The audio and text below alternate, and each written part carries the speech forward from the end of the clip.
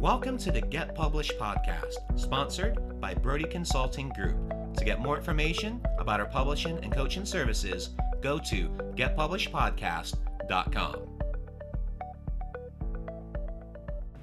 Hello, I am Paul Brodie, and thank you for joining us for another episode of the Get Published podcast, where we help authors get published with a proven system that works. Today, we're being joined by Jennifer Romolini, author of Weird in a World That's Not. Jennifer, welcome to the show.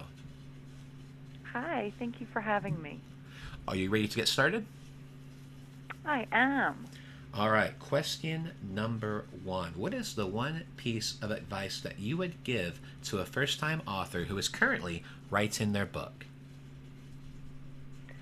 I think that authors tend to, and of course we do, we're alone in rooms, we're writing these words, it's a very isolating experience, we're really going inside to sort of pull out our work and our ideas.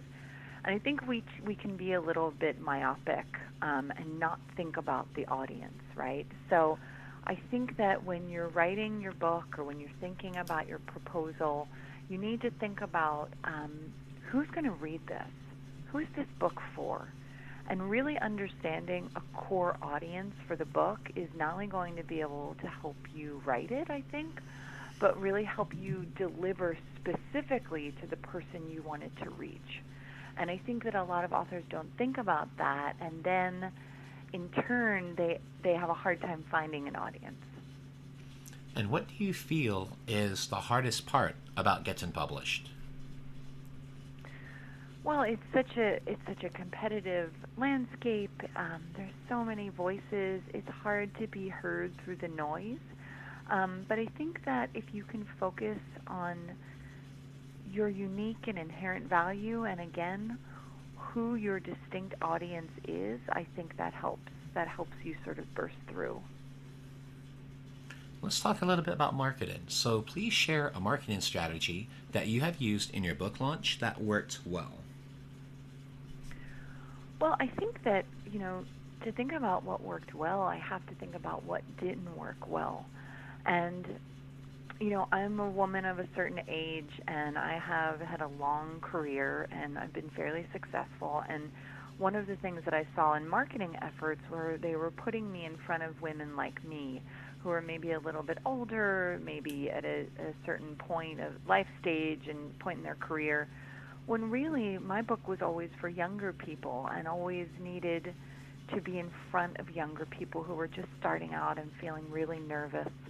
And once we started doing that, once I started speaking at colleges or speaking at conferences where there were young women who were really hungry for this kind of mentorship and advice, then the book really started to become more successful. Well, one thing I wanted to ask too is, prior to starting the show today, we were talking about utilizing media to launch your book. So what suggestions would you have for our listeners about utilizing different media when launching your book? Well, I think, again, this is all about really knowing your audience and knowing what are they reading? Where are they? So it might seem like, everybody wants to be in the New York Times, but actually, if your book, like mine, was for a younger audience, you might want to think about smaller websites that young women or young men are reading. You might want to think about, if your book is for parents, where are parents reading? Where are business people reading?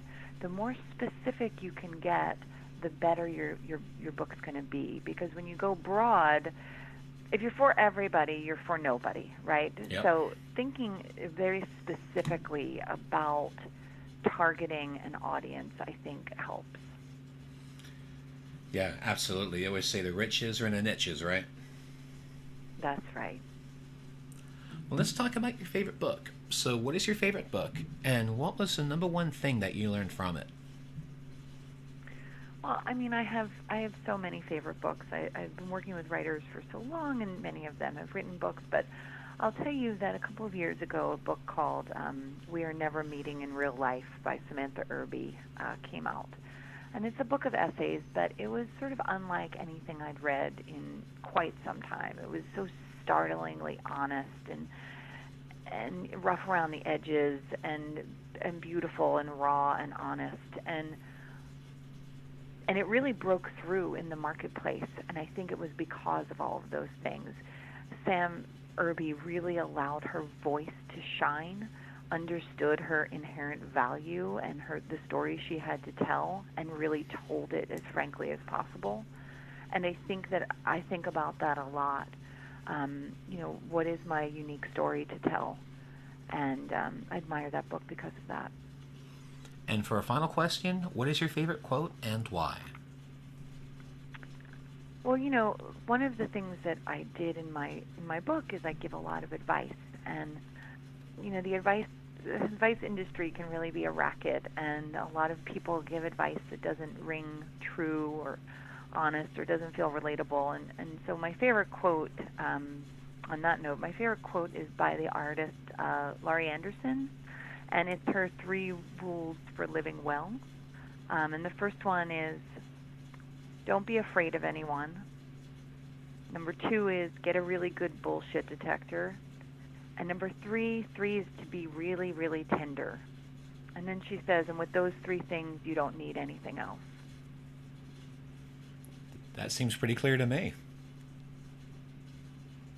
Same. Well, Jennifer, I want to thank you for being a guest on the show. What is the best way for people to find you online? I can be reached in 2 ways online. I can be reached at jenniferromolini.com, which is my website, and I can be reached across social media at jenromolini.com, JENNROMOLINI, or at jenromolini, not .com. Well, Jennifer, I want to thank you once again for being on the show, and I wish you all the best in your author journey ahead. Thank you so much for having me. Thanks again for joining us today. To learn more about how to get your book published with a proven system that works, grab a free copy of my book at getpublishedpodcast.com.